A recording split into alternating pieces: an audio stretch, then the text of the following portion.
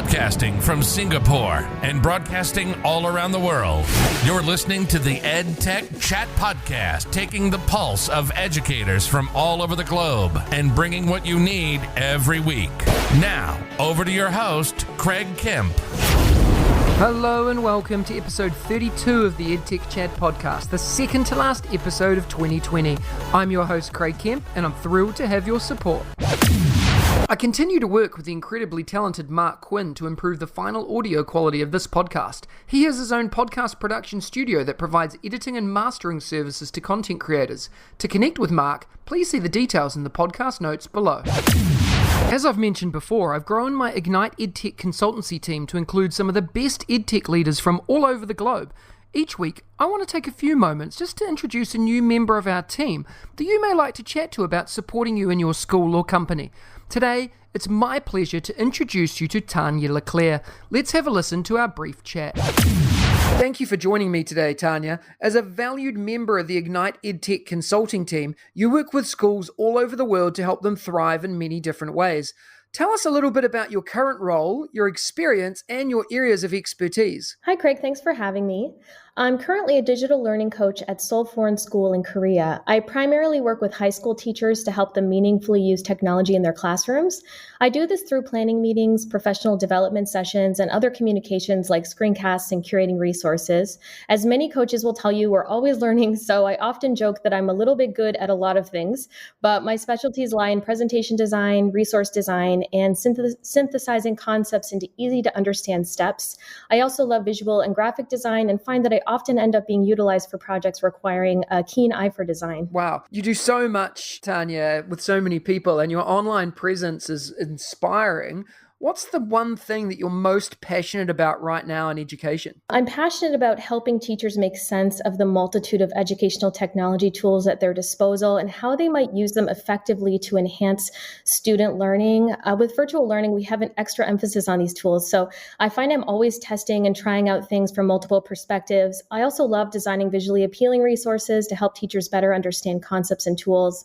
Also, instructional design and web development are really interesting to me since much of what we're sharing is online. So I often think about how we might make these experiences more intuitive and well-designed for teachers who are new to them. Tanya, tell us about a time when you helped others succeed and thrive. Well, one workshop that comes to mind is one I did last year at the Learning To conference in Nanjing, China, about presentation design and understanding design concepts so we can enhance communication.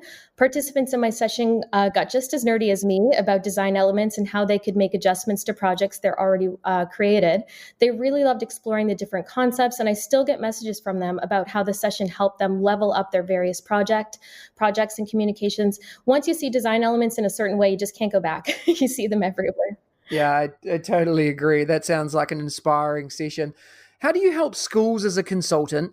And how would schools and edtech companies benefit from working with you? Currently, any consulting work I do is often in the form of conference webinars, workshops, or providing advice through social media. I bring a keen eye for user experience since I've worked with both younger and older grade levels as both a coach and teacher. I also have worked with a range of tools and provided feedback to different companies on their user experience and platform interface. Teachers are busy and they need people like coaches and consultants to speak on their behalf sometimes. No matter if it's a platform, resource, or presentation, I'm always notoriously picky about design and how things look and feel. So there's that as well. Yeah, I couldn't agree more, Tanya. I think that there's so many schools and edtech companies need to do that first step of asking for help. And that's why we've built this team of incredible people, and yourself included in that, so that we can help people do those jobs that they just don't have time to do well. I appreciate your time today. Thank you so much for joining us. For more information about Tanya and the rest of the Ignite EdTech consulting team and how to inquire, visit igniteedtech.com/our team. The link is in the description below.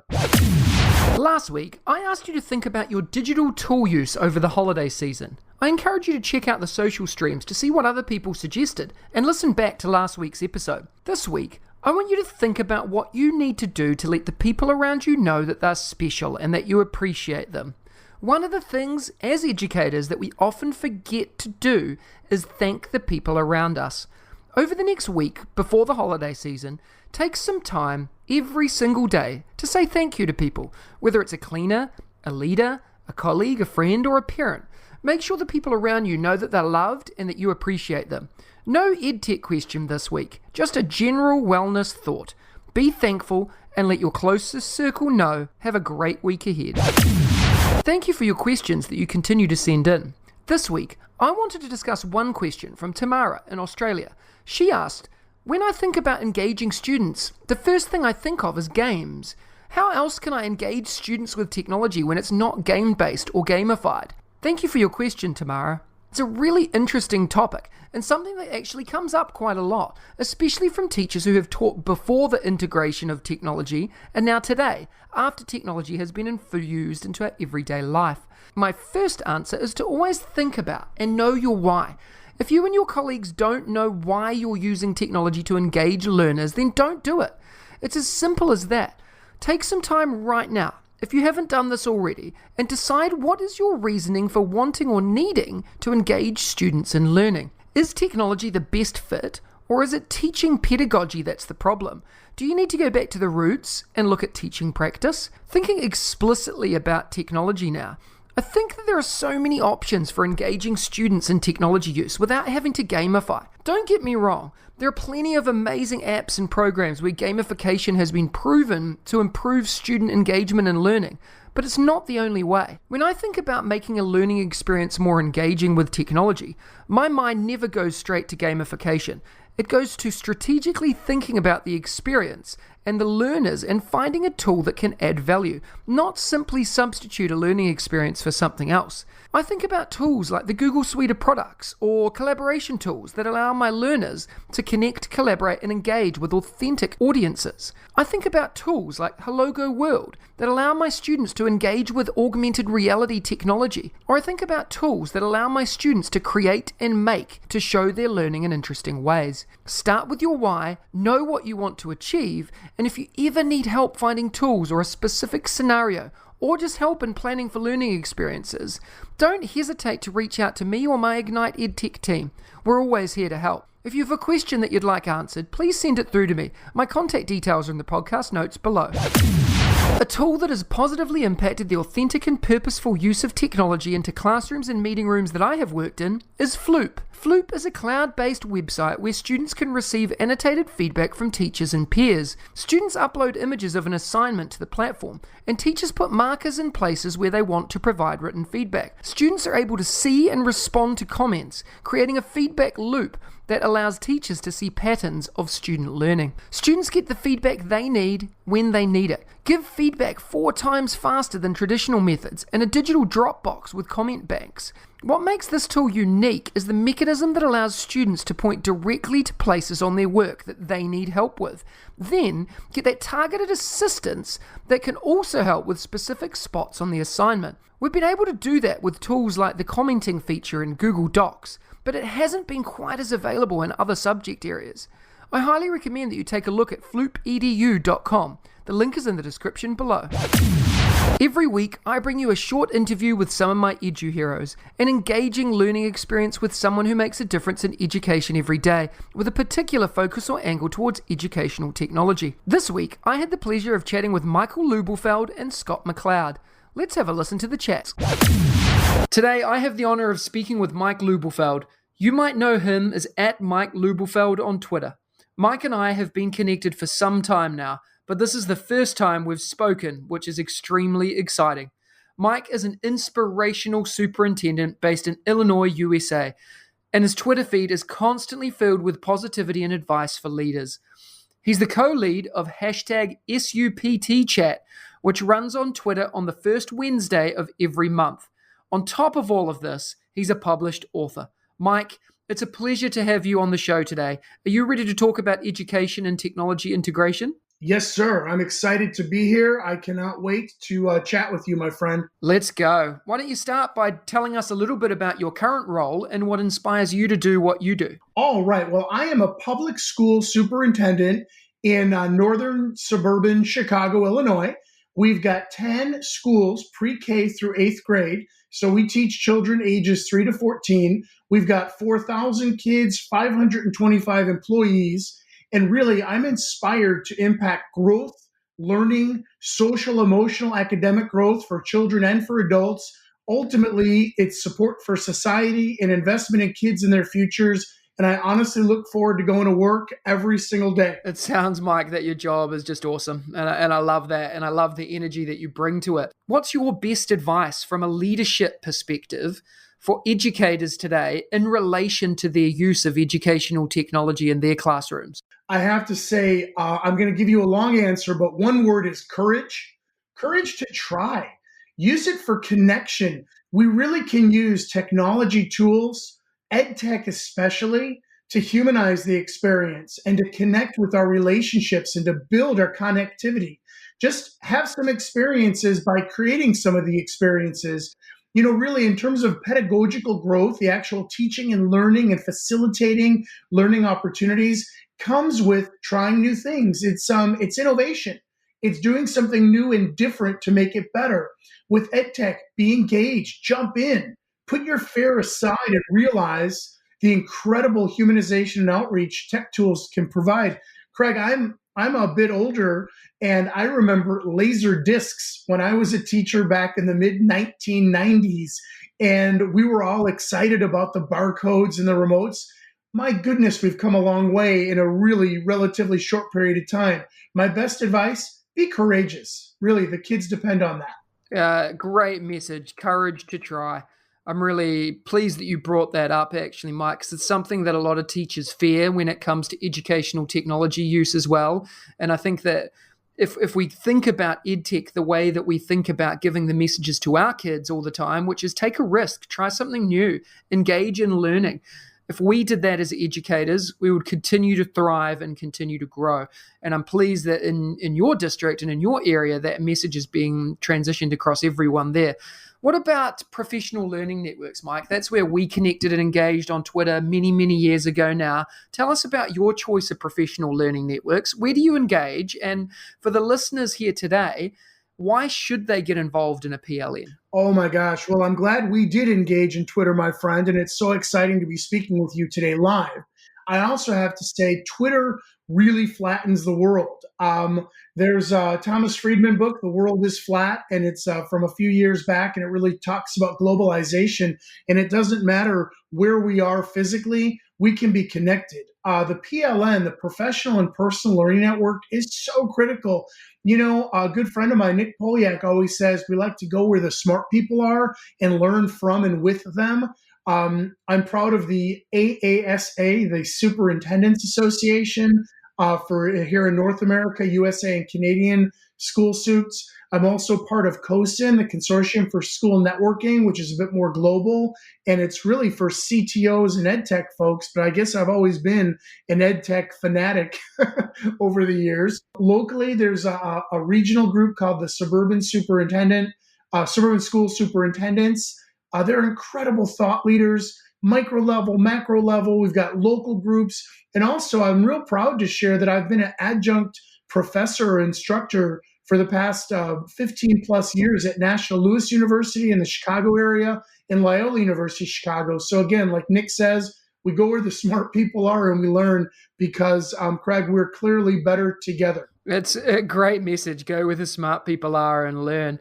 What about international listeners? Because a lot of people listening and tuning in here today are not in the US. Are they able to connect? If you're a leader, a principal in a school, a leader of a district or a group of schools, can they get connected with these networks? Absolutely. What's happened now and in the last couple of years, really, there are so many online, virtual, and blended learning opportunities that these associations are providing. And honestly, anybody who's out there interested can go to aasa.org. COSN, I believe, is cosn.org, or just shoot me a direct message and I can, do the same. I've really had my eyes opened up working with Nestle out of Melbourne, Australia, and had a chance to travel there as well, the National Excellence School Leadership Institute. And really, I think no matter what the organization is, as long as we connect like this person to person, really with all of the virtual and electronic things going on, we can be connected and participate in each other's organizations no matter what, anytime, anywhere. And we'll make sure that those links are in the podcast notes as well. So if you're listening and you want to get connected, look at the podcast notes below. Mike, point us to an EdTech tool that you currently love using in your day-to-day work. Oh my gosh. Well, I have to say Zoom has been like the web connector and conference tool that we love here in our school district. And I'll tell you what sets it apart for us, Craig, is the breakout rooms. So we're able to recreate actual teaching and learning in small group collaborative settings. So that's our favorite in terms of right now. I have to say I've been podcasting a bit. I'm an amateur podcaster, so I've been using Anchor FM, also Screencastify for video capture and export. And in my school district, we just started using something called PlayPosit, PlayPosit, which takes video and helps the teacher put stuff on it to make it interactive for the learner. So I guess the short answer is multimedia, multimodal, and communication is really what I'm using right now, day to day, even as a school superintendent. PlayPosit, I love it. It's something that I'm going to go away straight after this and have a look at. And again, we'll make sure that that's in the description for people to check it out. It sounds like an inspirational tool. Mike, you know that as an educator and a learner and a leader now for many years, just how important learning is. And for myself as well, and just about every other person listening today, learning is incredibly important to us as educators. Tell us about a book or a resource that you've been reading lately, or just one of your all-time favorites, and tell us why we should be exploring it. Absolutely. Oh my gosh. Well, I have an all-time favorite book and author is actually Jack Kerouac. He was kind of a crazy beatnik in the 1950s America, a real counterculture sort of revolutionary guy. Really probably a total opposite of me. I'm a relatively conservative, more mainstream type of person. So that's probably why I loved his book On the Road, which just took a whimsical journey of exploration in sort of late teenage, 1920s, 1950s American, again, counterculture. I love that book. It was real popular, and I couldn't relate to it in terms of actual relating to it. But boy, it was neat to help open my mind. And I think that's really the message, is open our minds to things that may be a little bit different than what we do and than what we have, in terms of our own lives. I will say my favorite leadership book is a classic from Kouzes and Posner, The Leadership Challenge. And there's an acronym, Craig, that I love and I've referenced in some of my writings. It's MICE-E: model the way, inspire a shared vision, challenge the process, enable others to act, and encourage the heart. And those are the 5 characteristics of exemplary leaders. So my big takeaway is read stuff that's different than you to open your mind, and then read stuff that's going to help you be better in what you do in your day-to-day. Mike, on top of everything you do on a daily basis and everyone you've inspired and engaged in learning, you're also a published author. Tell us a little bit about your books. What inspired you to write them, and why should we read them? Awesome. I'm so grateful to you for asking. Thank you so much. So with Nick Polyak, another Illinois superintendent, we wrote and published The Unlearning Leader, Leading for Tomorrow's Schools Today in 2017.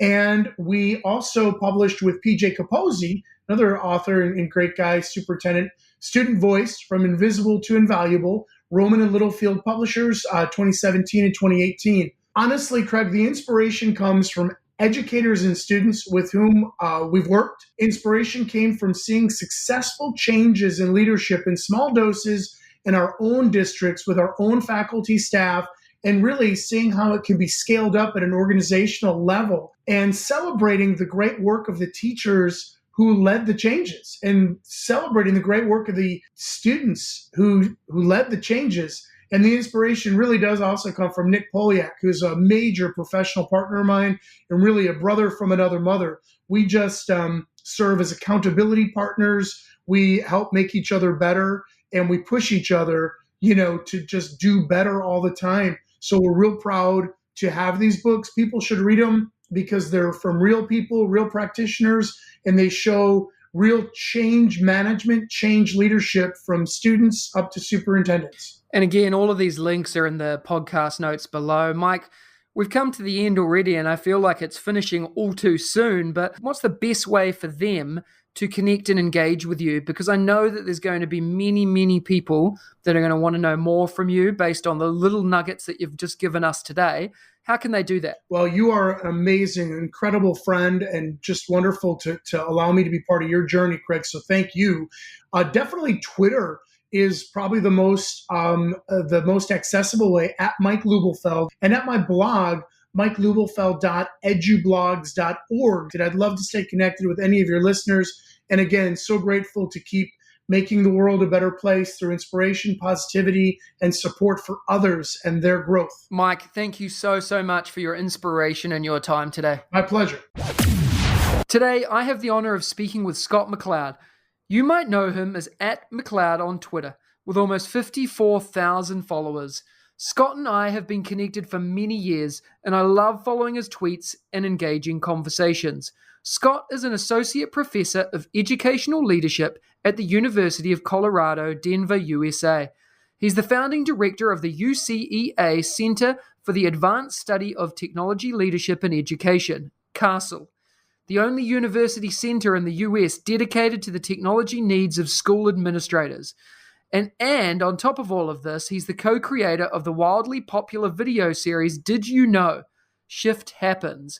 On top of all of this as well, he's also a published author. Scott, I have no idea how you find time for all of this, but it's an absolute pleasure to have you on the show today. Are you ready to talk education and technology integration? Absolutely, Craig. Thanks for having me on the show. It's a pleasure. Let's go. Why don't you start by telling us a little bit about your current role and what inspires you to do what you do? Sure. I'm an associate professor of educational leadership at the university, so I prepare principals or heads of school. And I think what inspires me is that, if you look at the challenges that affect society and schools and communities, what we know is that leadership really matters. So I'm trying to invest my efforts in helping leaders, particularly in the educational realm, really think about how can we positively impact students and families and communities. That's fantastic. And Scott, you're really well known, I guess, for your Did You Know video series. I think this is where I first came across you many, many years ago. Why were they so popular, do you think? And what's been the most powerful thing for you about making them? Yeah, the Did You Know Shift Happens videos came at this impactful time, I guess, in education because they took off like wildfire. I think they've now been seen by over 100 million people and counting, either face-to-face or online. And for those of you who aren't familiar with the videos, because they're a little old now, it was this stream of facts about how technology is changing the world. And they just kept coming and they just kept coming.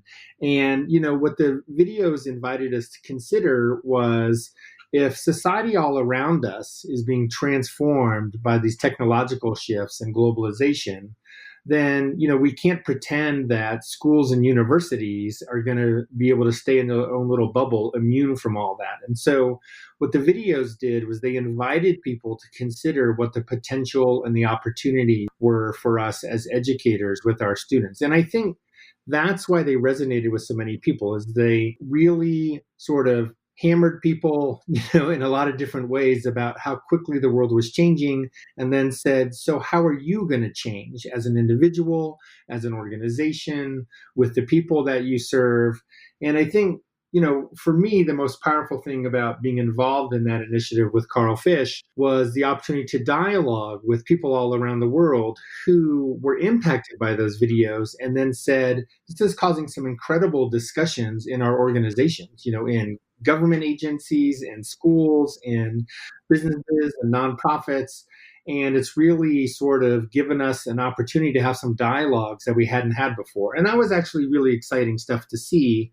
I don't know if we've lived up to the promise of those early dialogues, but again, I recognize that systems move slowly, and what I wish would happen in a couple of years often takes decades to happen. And what about EdTech Tools, Scott? You must use some EdTech tools in your day-to-day work to help be more efficient or engage or converse or connect. What's an EdTech tool that you currently love using in your day-to-day work that everyone listening needs to know about? I think my two main tools are probably the Google suite, right? Google Drive. I would probably be dead in the water without that. And I'm really trying to use the sharing aspects and the communal aspects of Google Docs and Google Sheets and so on to really create interactive spaces where I can work with my students, or I can work with educators in a workshop, for example, and we can do that sort of collective capturing of our dialogues and our learning together. We can create resources together that are valuable for others. So just can't give a big enough shout out to the Google Suite. And then I think for me, the other tool that I use all the time is I use Feedly, because again, I'm an old school blog reader, and Feedly allows me to manage my RSS subscriptions about things that I care about. And I have not only my professional folders like educational technology or educational law, but I also have my personal stuff, right? I'm a huge baseball fan, so I've got my baseball folder full of feeds. I've got my photography folder for when I get a chance to try and improve my very amateur photography skills. And I just find that Feedly is a really powerful tool for me in terms of managing and curating the stuff that I care about. Feedly, great. We'll make sure that link is in the podcast notes for everyone listening to jump on and check it out. Scott, you've described so much about the learning process, and to educators, learning is incredibly important. Can you recommend one book or resource that you've been reading lately, or just one of your all-time favorites, and tell us a little bit about why we should be exploring it? My favorite education book of all time is Beyond Discipline by Alfie Kohn. And what Beyond Discipline does is it really invites us to reconsider our relationship with the student, right? And to move away from environments of compliance and control, and to really think about students as autonomous human beings who should be critical partners with us in the work. And so I reread Beyond Discipline about once every year or so, just to remind myself of what education is supposed to be all about. And it's really supposed to be about empowering students, not about empowering systems that disempower students. And so I can't recommend that book highly enough. On top of everything you do, as I described in the podcast intro, you're a published author. I'm blown away at the amount of stuff you get to do on a daily basis. I just don't know how you fit it in. But tell us about your books, Scott. I'm inspired to know more, but what inspired you to write them, and why should we read them? Thanks, Craig. One of the joys of being a professor is schedule flexibility and job autonomy. And, we're basically paid to read and write. So that's a luxury that many don't have. I'm really excited about my two newest books that came out with Solution Tree in the last couple of years. The Different Schools for a Different World book is really sort of my take on why schools need to change. And there have been a lot of books written on that topic. I was trying to come up with something that reflected my own sort of professional worldview of how to think about why schools need to move in some new directions and why there should be some urgency around that. I also tried to keep it really short so that people could sit down with it in an hour and a half and just kind of plow through it. And I've gotten really good feedback on that one. But, opining about, the state of affairs in education and why we should change is easy to do. But if we don't also help people actually do the work, then it's almost useless. So my other book from Solution Tree is called Harnessing Technology for Deeper Learning.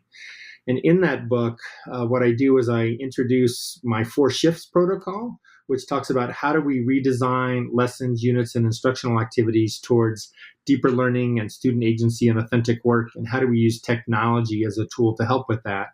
And in that book, we not only introduce the protocol and compare it to other frameworks like SAMR or EEE or TPACK, but we also redesign 8 lessons within the book and then conclude with a chapter on practical tips and strategies. And really proud of that book because it's meant to be something that doesn't just say to administrators and teachers, hey, you need to change and here's why, but also here's how you can do the work.